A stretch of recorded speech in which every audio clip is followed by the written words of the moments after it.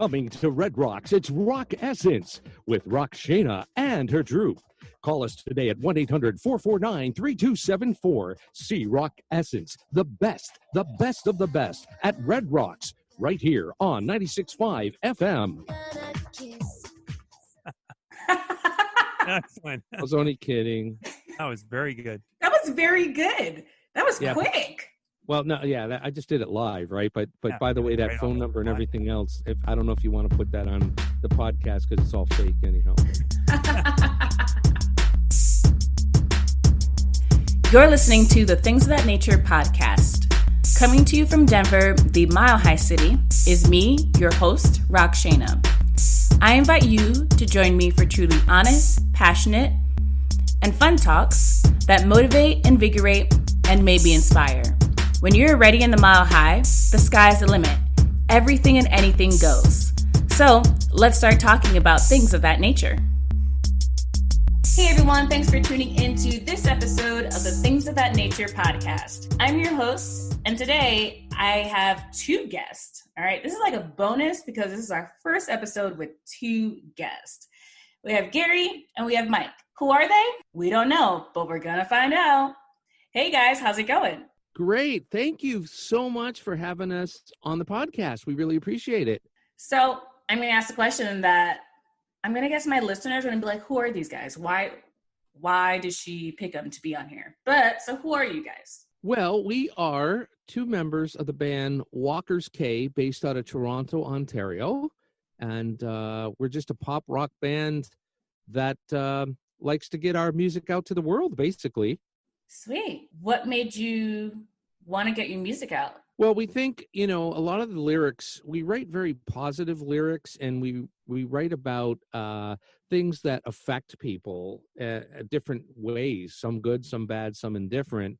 And we feel that sometimes the music, by listening to it and listening to the lyrics, could maybe perhaps help them with situations or problems that they're going through. So, like a meditative?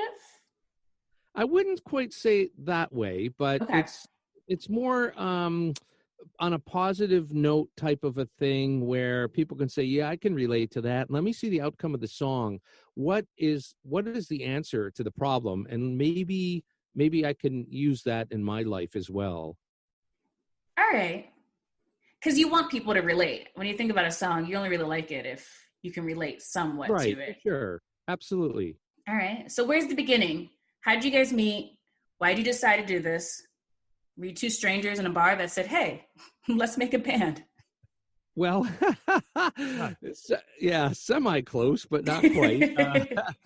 I own a radio station, and Mike actually came in. He was a guest on another show, and I was listening to, the barter going back and forth, and they were talking, the guest and Mike, and I found out Mike was a musician, and he was really into this and that and everything else that I was into. And after the show, he was hanging around a little bit at the station here, and I decided I'm going to talk to him and say, hey, I've been thinking about putting a band together, and this is what I'm about. This is what I'm into.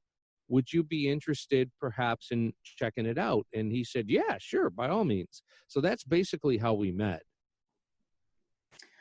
Oh, all right.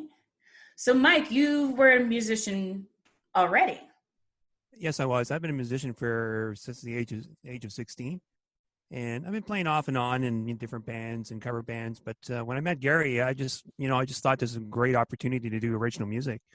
And it just went from there. So we've been friends for probably about 10 years. I mean, it's been great.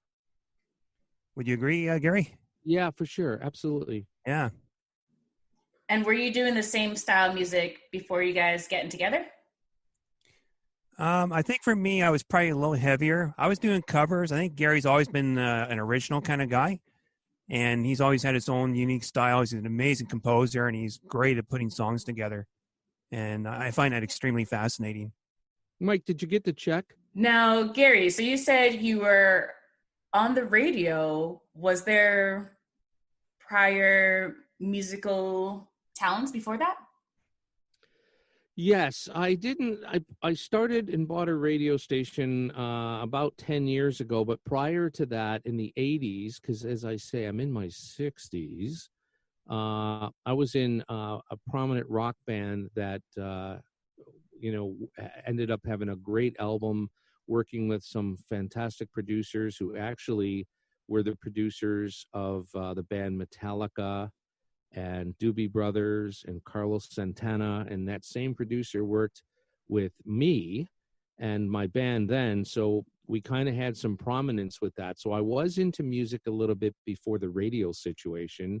And then I actually became a pilot, a commercial pilot, and started flying for a courier company because I just didn't want to do music anymore for a while. And I did that. And then I started a second band. And then this is my third band. I've only been in 3 bands my whole life. And basically it's projects that I've started. 3 bands. I mean, you say you only been in 3 bands, but 3 bands, that's a handful. That's a lot of work. Well, it is a lot of work, but compared to a lot of musicians and cover musicians and stuff, they're in 20 or 30 or 40 bands in their whole life because, for whatever reason, they just keep changing. Mm-hmm. I don't see how you can really grow as a musician by doing that. Some people would say, well, the more bands you're in, the better it is because you meet more people and you do this and do that. And that's all true. However, if you're really going to be a staple at what you do, I think, staying with something that you believe in and working that and putting your effort into it is the better way to go. So honestly, my opinion is people that are in less bands end up being better musicians. That's just my opinion. Okay. What made either one of you choose a band versus just being a solo artist? Well, as far as I'm concerned, I did do some things as a solo artist, and I've always considered that if I could not find the right people, I would be a solo artist because basically I'm writing the music. So, if this particular project doesn't work out because of my age, to be honest with you, I probably would go solo, write, record, get signed, and then put a band together as needed to tour. But that's just me. I don't know. Mike, what about you? For me, if I could sing, I would definitely consider a solo project, but I'm just a guitar player and a techie. I'm a geek when it comes to audio and recording and stuff like that. So that's kind of like where my headspace is. Ah, I see. When did you start picking up the guitar? And Gary? Okay. For me, actually, when I was about 10 or 11 years old, I have a cousin, Lane, and she always had a guitar around her house. And I remember going over there. And I was very curious about it. Now, I never played guitar, and she used to play, and she played quite well. She was a teenager, as I say, I was 10 or 11.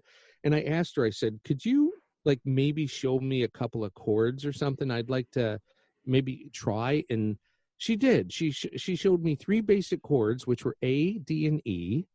And every time I went over to her house, maybe it was 2 or 3 times a month, I would always pick up that guitar and start playing those chords. And finally, I got very proficient at that. And I just kept going and going and going from there. So she started me off.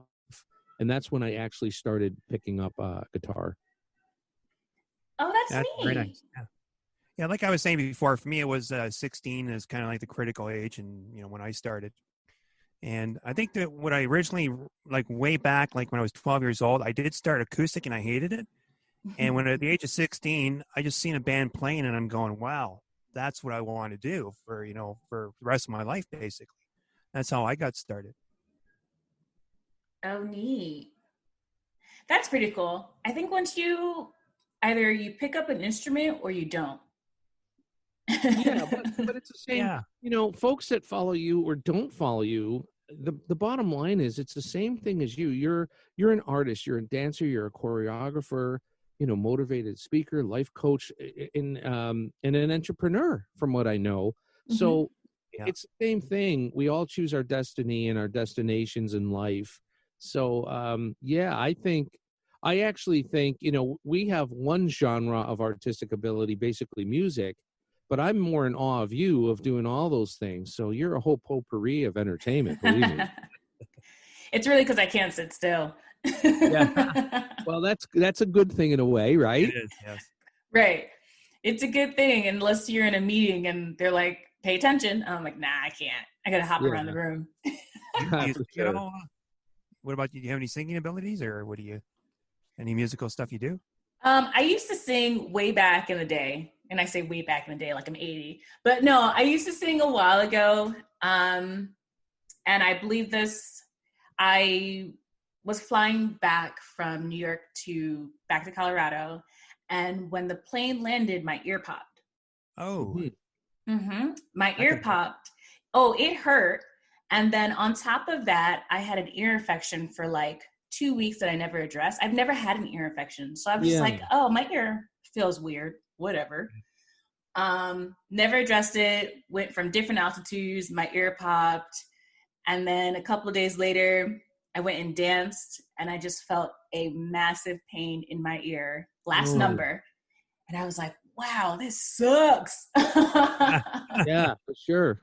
Yeah, that's not nice. No, so I got it all checked out. I mean, good thing my eardrum didn't completely like burst, so to say. But ever since that happened, I haven't been able to hear pitches correctly. Oh, wow. And so sorry to hear that. I put the vocals down. Well, you know what? The dancing makes up for it. Yes. Yeah, it does. It definitely does. And I was that Star Spangled Banner person at the games and high schools and nice younger choir. So it was fun. But I do like the dancing more and that type of stage presentation. And you know what? Being physical, like you say, really is going to keep you in shape, and it's also going to keep your health good. And, that's an asset to everything you're doing right now, because a lot of people, as you say, we're just not on the move enough. And we tend, as you know, to overeat, not exercise and this and that. And that's not great either. No, it's not. But I am happy that I overeat and I exercise, because if I didn't, we'd be in trouble over here. Well, we're in trouble now, just to let you know. So don't feel so bad. Now, you guys are both in Canada, correct? That's right. Have you been there the entire time? Lifehood there? Well, Mike was born and raised here. I immigrated about, I'd say now 12 years ago I'm born and raised in New York. But my wife, who was from here, her family's here. And so we decided, once I basically was retired, I said, let's go up to Canada so you can be closer to your parents. And, it was either when I met her to immigrate to the United States, or me coming here to Canada. So we decided to Canada, and I love it. Oh, that's a nice one. I've never been to Canada. What am I missing out on? I got to bring you up here. Wow. We should do a show like together. You bring in, a dance number, a dance routine, something really cool that you put together on a big stage, and you guys open up, and then we go on and we'll ruin the show. Perfect. We'll ruin the show. That sounds like a great show to me. You let me know when. No, but that would be awesome, right? Because you know what? A lot of musical people, some great musical people, as you know, they incorporate a lot of choreography and dancing and dancers through their concerts, and what happens is you don't see a lot of separation. In other words, a dance troupe come on and do a whole cool thing, and then, the stage is cleared, then a band comes on with no dancers. There's not a lot of separation there. It's usually put together as a show. Well, that could be something maybe we could put together, something new in the music world, where we have this dance troupe come out and do this phenomenal concert and show with dancing and music and choreography, and then the band comes on. That would be something new to try, I think. That would be. I'm open to trying anything performance. Well, not anything, but you know what I mean. But that would be something. Could you imagine that? Like a 30-date tour or something, where you put together this great troupe of stuff and you come out there and you really, really do this phenomenal show, and the crowd is going crazy, and then, there's a little bit of a break in between while the stage is reset. and then a band comes on, you don't see that, right? Because you usually see it incorporated. So I think it'd be something cool. That would be something cool. Yeah.